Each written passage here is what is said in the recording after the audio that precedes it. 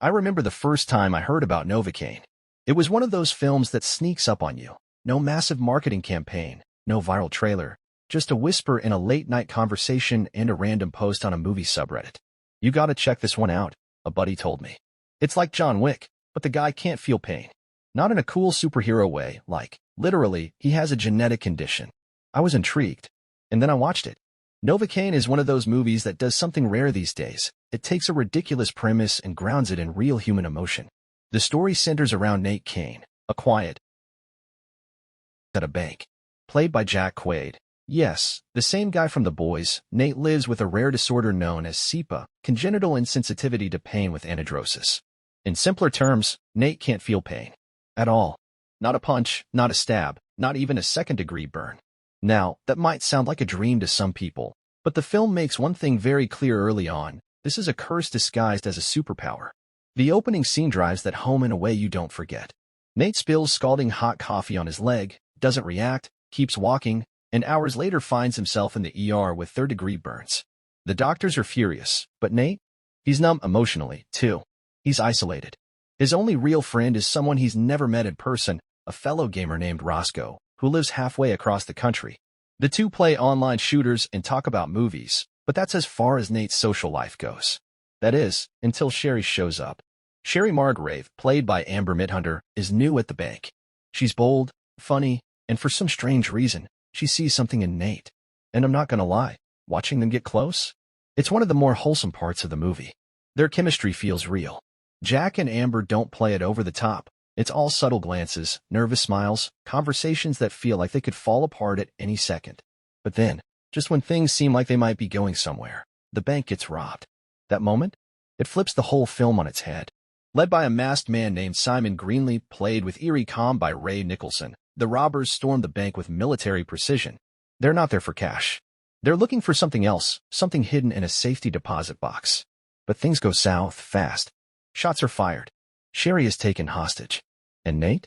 Nate decides he's not going to be a victim. And here's where the movie shifts into second gear. We're suddenly watching this mild-mannered, socially awkward man become something else. Not a superhero, not a John Wick ripoff, but someone with nothing to lose. Someone who, thanks to his inability to feel pain, can take beatings that would put most guys in the ICU and keep going. But it's never glamorized. Every injury he takes leaves a mark. Bones break. Skin tears. He walks funny. He looks worse and worse as the movie goes on. And that's the genius of it. The more pain he doesn't feel, the more we do. We wince. We cringe. We feel every crunch and snap and impact, because the camera doesn't look away. Director duo Dan Burke and Robert Olson, the same minds behind Villains, knew exactly what they were doing here. They filmed Novocaine in Cape Town, South Africa, giving it a sharp, high-contrast look. The action is tight and fast, but never shaky. And the sound design? Brutal. Every punch has weight. Every fall echoes. The tone of the film is tricky. It dances between gritty action and offbeat comedy. One moment you're watching Nate pop a dislocated shoulder back into place with a deadpan, and the next you're holding your breath during a tense standoff with Simon and his crew. But somehow, it works. What really struck me, though, was how the film handled Nate's condition. It would have been so easy to make it a gimmick, something that only serves the action scenes. But they didn't. They explored it. They showed us how terrifying it is to never feel a warning sign, to wake up with infections because you didn't know you were hurt. They showed how it makes Nate afraid of the world and afraid of himself.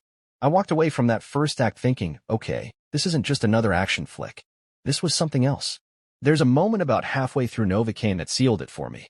Nate is limping through an alley, bleeding from a fresh knife wound he didn't notice. He's patching himself up with duct tape and a roll of gauze he found in a dumpster. And he's not angry. He's not vengeful. He just looks tired. That scene isn't even about the pain. It's about the toll. The weight of always having to be strong when your body won't warn you it's weak. Jack Quaid absolutely crushes it. Guy, the lovable screw-up from The Boys or the quirky kid in Scream. But Novocaine is different. He's still awkward, still charming in a way, but there's a sadness under his eyes that never really leaves. You believe he's lived his whole life watching other people wince, cry, scream, and just standing there, pretending to understand what that feels like. That's a heavy thing to carry in every scene, but Jack does it. And then there's Amber Midthunder as Sherry. Man, I don't think she gets enough credit. A lot of people still associate her with Prey, but here she's not a survivalist. She's the emotional core. She's smart, grounded, and completely unafraid to challenge Nate. There's a moment early in their relationship where she casually grabs his arm, just joking around, and Nate freezes. You see it in his face. Touch, especially casual, affectionate touch, isn't something he knows how to respond to. And Amber plays that scene with such subtlety. She backs off, but not out of fear. Out of understanding. That's rare chemistry. Their relationship could have felt forced, like an excuse to give the hero someone to save. But instead, it's this fragile, careful thing. She helps him feel human, not because she fixes him, but because she sees the version of him he can't see himself. That's powerful. Now, let's talk about Ray Nicholson. Yeah, that Nicholson. Jack's son. I'll admit, I was skeptical going in. Hollywood loves legacy casting, and I was worried this was going to be one of those. Look, he's scary because his dad was scary situations. But damn, Ray Simon Greenlee is chilling. Not over the top, not screaming or twitching. Just calm, methodical, dangerous in a way that makes you lean in, not look away. There's a scene where he calmly explains to a security guard why violence is sometimes necessary, while holding a loaded pistol at his side. His voice never raises. He smiles the whole time. And when he finally pulls the trigger, it's almost like he's sad about it. That kind of villain sticks with you. Simon's motivations are slowly revealed, and they're not what you expect. He's not in it for money, not really. He's looking for something in that vault that connects to his own past. And as twisted as it gets, there's a depth to him that most modern villains just don't have. He's not evil because the plot needs him to be. He's evil because he believes he's justified. The supporting cast, too, deserves some praise. There's a hacker in Simon's crew named Taz, fast-talking, nervous, probably addicted to caffeine. And he adds a weirdly humanizing layer to the criminals. You don't like them, but you understand them. That's what this movie does so well. Nobody feels like a background character. Even the guys who get taken out in one punch seem like real people. Behind the scenes, you can tell the filmmakers were aiming for something more than just a Saturday night shoot 'em up. Dan Burke and Robert Olson clearly took their time crafting this world. In interviews, they mentioned how the story was inspired by real cases of people with SIPA, not just the medical side, but the psychological toll. One case in particular stuck with them, a man who didn't realize he'd broken his leg until he collapsed at work. That detail made it into Nate's character arc. Everything feels just a little too bright. Harsh sunlight, pale hospital lights, cold metal in the bank. It's not a dark film visually, but it feels cold.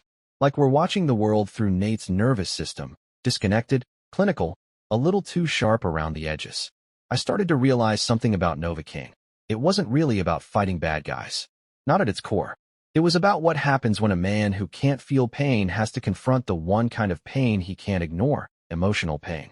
Grief, regret, fear of connection. And the more I watched, the more I realized. This wasn't just Nate's story. It was mine too. Maybe not literally. But we've all been there. Feeling broken in ways no one can see. Trying to pretend we're okay because we don't have the words to explain what hurts. Nate's condition just makes that invisible pain visible. And that's when Novocaine started to dig its hooks in deep. Things start to spiral after the midpoint. Nate, now knee-deep in a mess he never asked for, is limping his way through one narrow escape after another. The cops think he's a suspect. The criminals think he's a threat. And all Nate wants is to get Sherry back. Not because he thinks he's a hero, but because for once in his life, he found something worth fighting for. This is where Novocaine truly comes alive. Not just as an action film, but as a character study. The sequences are gritty, grounded, and weirdly beautiful. One fight takes place in an abandoned warehouse filled with broken medical equipment, a twisted metaphor for Nate himself. Functional on the outside, wrecked on the inside. He takes blow after blow, and while he doesn't scream, the audience feels every hit. That's the brilliance of the sound design. You hear the bones crack, the skin tear, the breath catch, and you can't help but flinch. But what really stuck with me wasn't the violence. It was what came between it. There's this one moment, probably my favorite in the whole film, where Nate finally confronts Roscoe, his online friend, in person. Up until now, Roscoe has been this disembodied voice over a headset, cracking jokes and talking smack during game nights. But when Nate shows up at his door, bruised, battered, emotionally wrecked, Roscoe's expression changes. It's not what you expect. There's no, "What the hell happened to you, man?" No shocked gasps. Just this quiet, stunned moment of recognition. Like, oh, you're real. That scene felt so human. These two guys, who've talked for years but never looked each other in the eye, finally realizing that behind all the digital noise, there's flesh and blood. Roscoe doesn't ask questions. He just lets Nate crash on his couch, and for a brief moment, Nate isn't a ticking time bomb. He's just a guy, trying to sleep through the night without dreaming of gunfire. That's something this film nails, pacing the emotional beats without slowing down the narrative.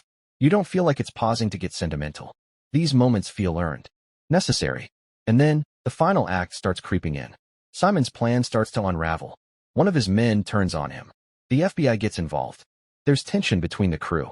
But Simon? He never loses his calm. If anything, he becomes scarier.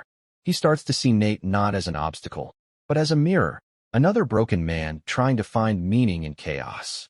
There's a brutal confrontation between the two near the end of the third act.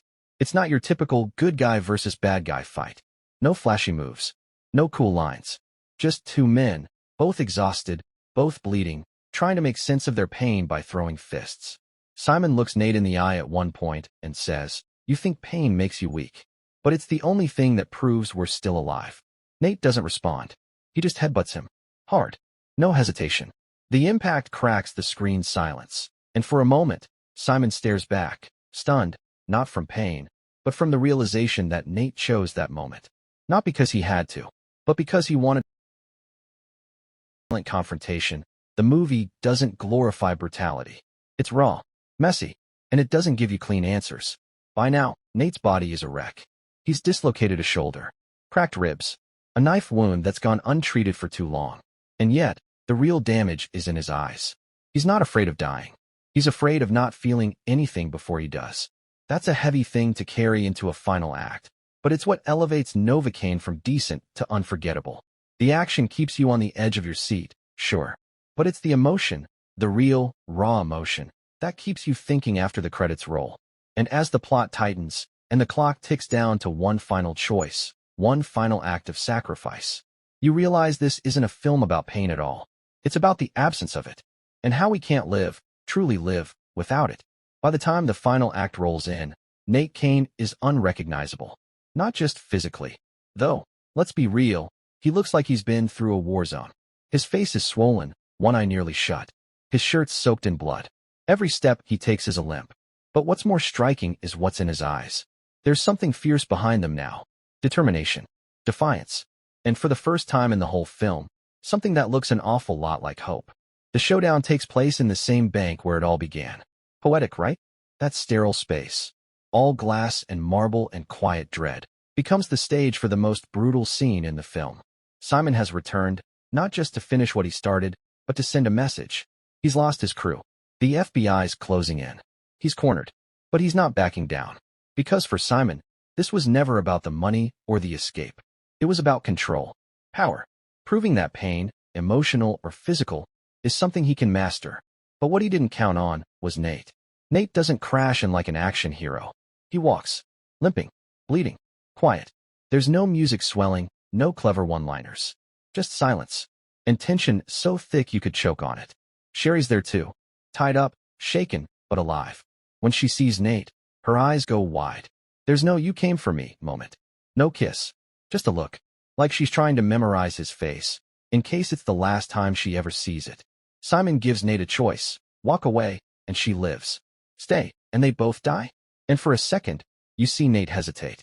Not because he's afraid of dying, but because he knows dying doesn't scare him. Not really. It never has. The idea that he might never truly feel something before he goes. That's the real fear. And then Nate does the most reckless, heroic, completely unhinged thing you've ever seen in a movie like this. He drops the gun, walks towards Simon, empty-handed, and says, "You think pain makes you powerful? Let's find out what happens when it stops working." It's not bravado. It's not a bluff. It's surrender in the most dangerous way, not to the villain, but to the moment. What follows is pure chaos. Simon panics. Shoots him in the leg. Nate doesn't flinch. Another shot, the arm. Nothing. He keeps walking. It's not that he's immune. You see the blood, the impact. But Nate's body just won't shut down, even when everything else should. And then finally, he reaches Simon, wrestles the gun away in the clumsiest, most desperate brawl you've ever seen. There's nothing graceful about it. No perfect choreography. It's two men, broken and furious and exhausted, slamming into each other like it's the last thing they'll ever do. And when it's over, when Simon's on the ground, and Nate's barely conscious and sirens are echoing in the distance, there's no victory. Just silence. Nate collapses next to Sherry, and all he says is, "Can you just talk to me? Just don't let me go out quiet." She holds him. He shakes. And for the first time in the entire movie, he cries. That's when it hits you. The pain finally got in. Not through his nerves. Through his heart. Weeks later, Nate is alive, barely. He's in a hospital bed, wrapped in bandages, muscles stitched back together, bones set straight. The doctors are stunned he survived. But what shocks them more is that, for the first time, he feels something. A phantom twinge in his hand. A dull ache in his ribs. Nothing sharp. Just enough to remind him he's still here. Sherry visits every day. She doesn't bring flowers. She brings silence, warmth, small smiles. And sometimes, that's enough. They talk. They laugh, awkwardly. She reads to him, holds his hand. He still can't always feel it. But when he does, his fingers twitch. That twitch? That's everything. Roscoe sends him messages from their game, even made a mod where Nate's character can't take damage. It's a joke, he writes. But also, a bit of a flex. The world moves on. The story of the man who didn't feel pain becomes a viral headline. But Nate doesn't care. He's not. He's learning what it means to live without needing to be invincible. And maybe, just maybe, feeling nothing made him realize. What truly matters is who makes you feel something at all.